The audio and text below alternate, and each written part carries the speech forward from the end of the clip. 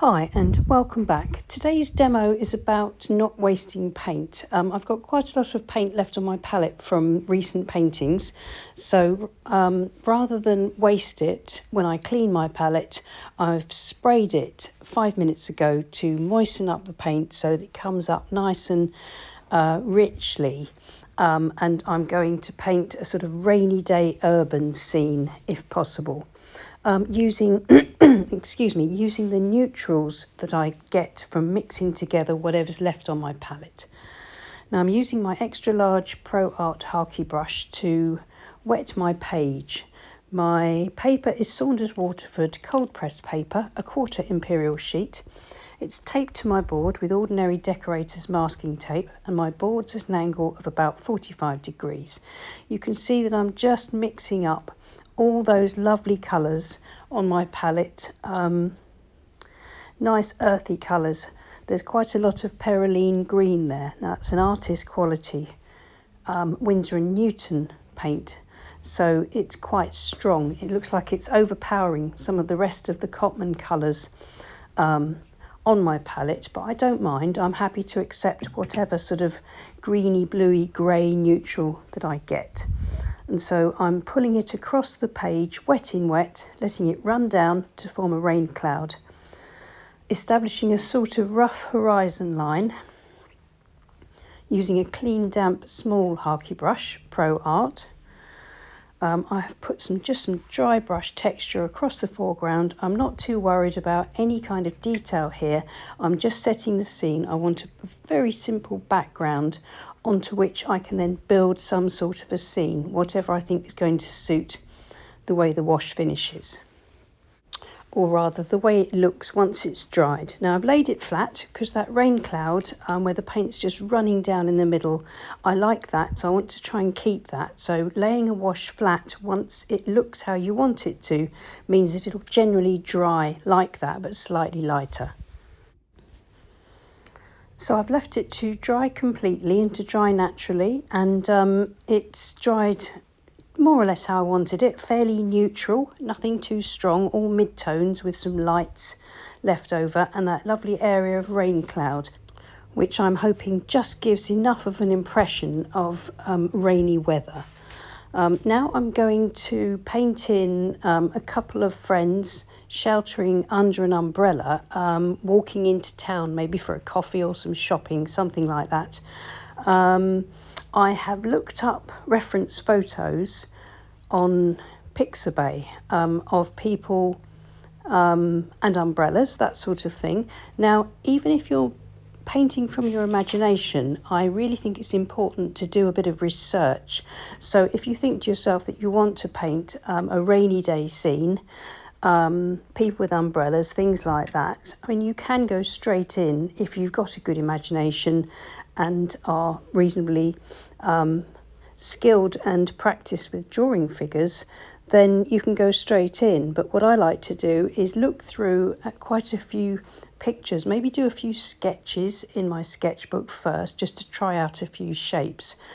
And that's what I've done here. So I found some shapes for my figures, an umbrella that I really like, and I'm trying now to make sure I can transfer the information that I got from my sketch and the photographs onto the page, simply and loosely. So I've first of all put in the shape of the umbrella. Again, I'm just mixing up the darkest colours that are left on my palette. I think it's brown, Paynes grey, I think it's sepia probably, and the perylene green, maybe a bit of indigo. And it doesn't really matter, just to get this nice earthy neutral dark. Now I'm just bringing down the hair of my first friend.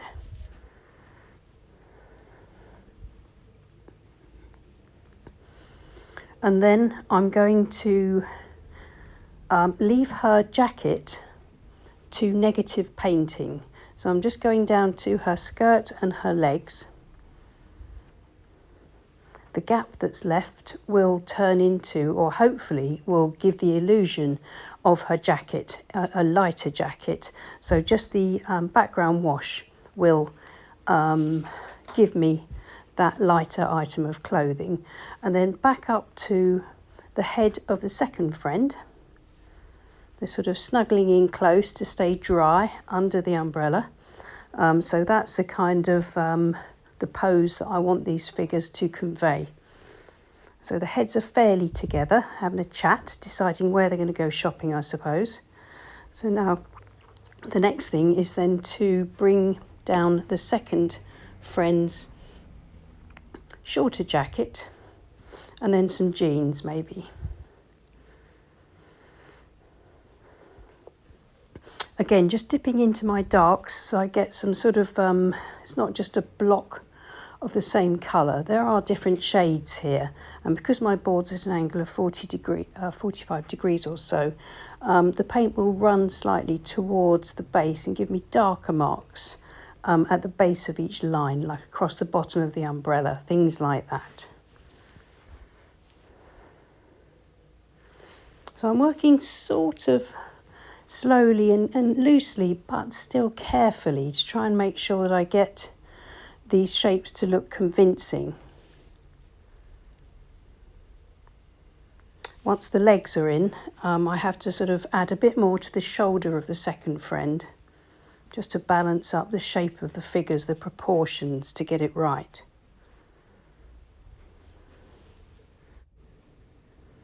When I'm building up figures like this, I prefer to keep my brush strokes sort of, or my painted areas, a little bit too small rather than too large, because then I can always add to them. If I paint in a sort of a mark that's too large, then the proportions will be out, and it'll be very difficult to correct that.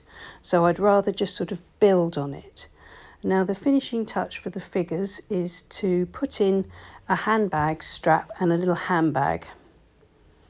Hopefully that will just link those two characters together and finish off the illusion of the lighter jacket, which is literally just unpainted paper or just the wash showing through. And maybe back with my flat brush to put in a bit more dark across one side of the umbrella.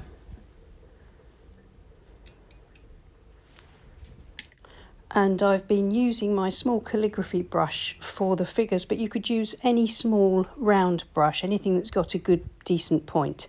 Now here's the spike on the top of the umbrella, and now I'm going to put in some reflections just to give the illusion of these friends walking in the rain. So I'm just going to pull down reflections onto the wet ground, starting off with my small calligraphy brush with just some quite fine sort of wiggly random marks coming down from their legs, and then I'll go back onto my flat brush and make the marks slightly larger, and then eventually bring those marks across just to sort of get a little bit of texture and reflection into the ground and some darker tone across the foreground.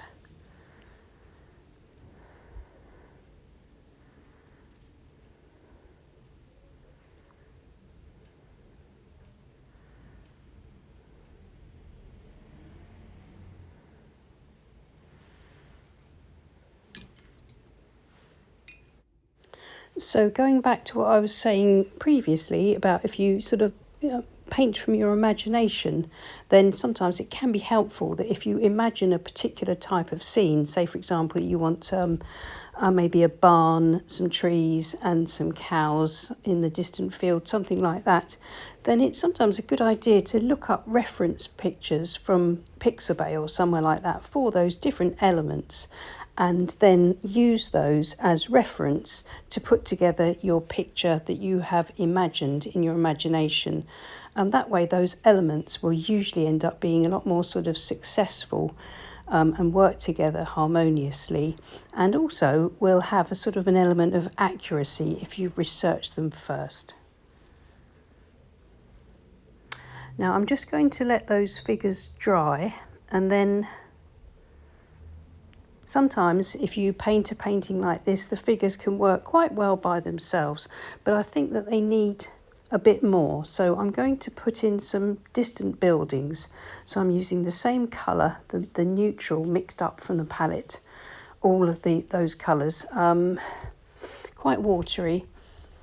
I'm going to use my flat brush and I'm going to put in a few sort of silhouettes of very simple distant buildings. You can see the paint's quite faint. It's very, very watery.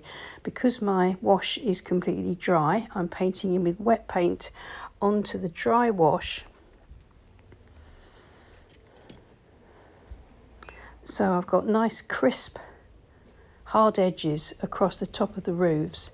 Now this is my small squirrel mop. It's clean and it's damp, and I'm going to soften across the bottom to give that sort of misty, washed out, rainy day look to these distant buildings. And hopefully where I pull out some of the paint, I'm also going to get the impression of sort of negatively painted maybe trees growing up into the distance, into the mist. So again, blocking in a sort of geometric shape for the building and softening back across the base. Now I shall continue this across the rest of the background, just adding maybe a few little shapes, poles, chimneys here and there, and then going back in with my clean, damp squirrel mop and softening underneath the buildings for that misty effect.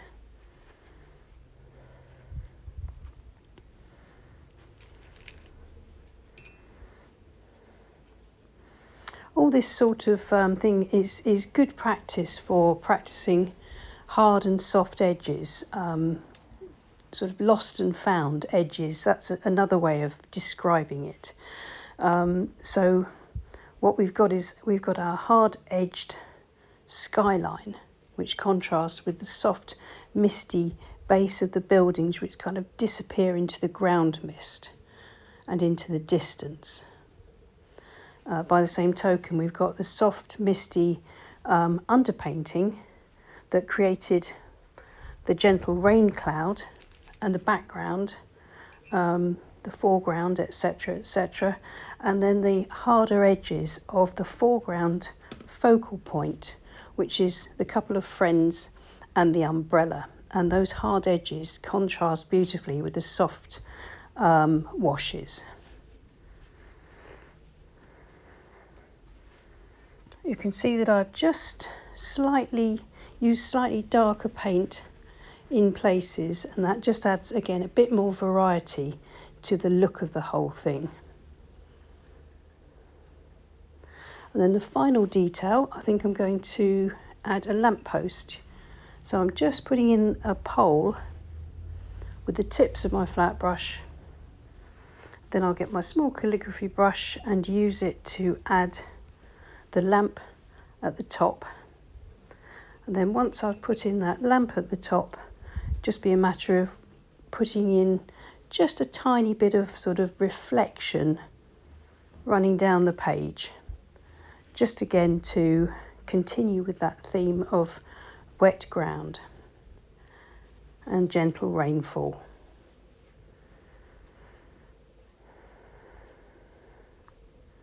Maybe just a little bit of detail here and there, thickening up the base slightly, something and nothing. And now here's just that hint of a reflection, pulling it down vertically. Not as dark or as heavy as the reflections on the ground of the friends.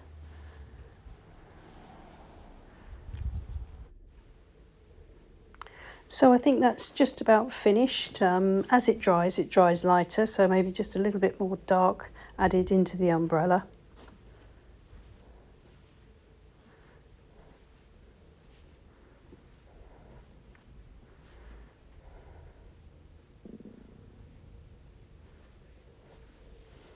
Just darkening up the figures here and there.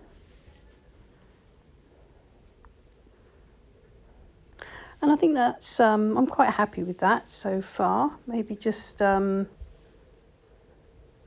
little bit more, just on the edge of the handbag strap across the top there. But at this point I have to be careful because I could begin to fiddle and then I could begin to overwork it and add too many elements. I think it's quite nice in its simplicity at the moment. So I'm going to stop myself from carrying on and remove the masking tape and have a look at it with a clean white border and see how it looks. When you remove the masking tape, pull it away from your painting because sometimes it can catch and tear, and if you pull it away then it won't tear into your painting. And if you find your masking tape a bit hard to remove, just warm it up a bit, warm the glue up with a hairdryer, and you'll find that then it releases its tack and comes away more easily. Now I can see it sort of almost with fresh eyes, almost as if it was framed. So I can see now that there's just need to darken up the hair of this first figure first, just underneath the umbrella, keeping it nice and straight so that negatively provides the edge of the umbrella there, and it just puts that person into the shadow and shade of the umbrella a little bit more. And I'm quite happy with that for quite a quick, simple painting where I've been able to use up the paint on my palette rather than just washing it off, mixing it into this interesting neutral. It doesn't matter what colours you use, it's whatever you've got, whatever that's left. I think you'll find that if you wet your palette with a spray just to re-wet all the paint and then mix it up, you can find some really nice combinations for neutrals just from using the paint that's left over. And also I think it's been quite interesting to talk about the idea of painting from your imagination, but also doing some research into the elements that you choose to paint, which can then make your painting more convincing if you've researched them and sketched them first. So thanks so much for watching. Please give us a thumbs up and subscribe to my channel if you haven't already. And thank you so much to my lovely Patreon group who support this channel. And I'll see you again soon, and happy painting. Bye.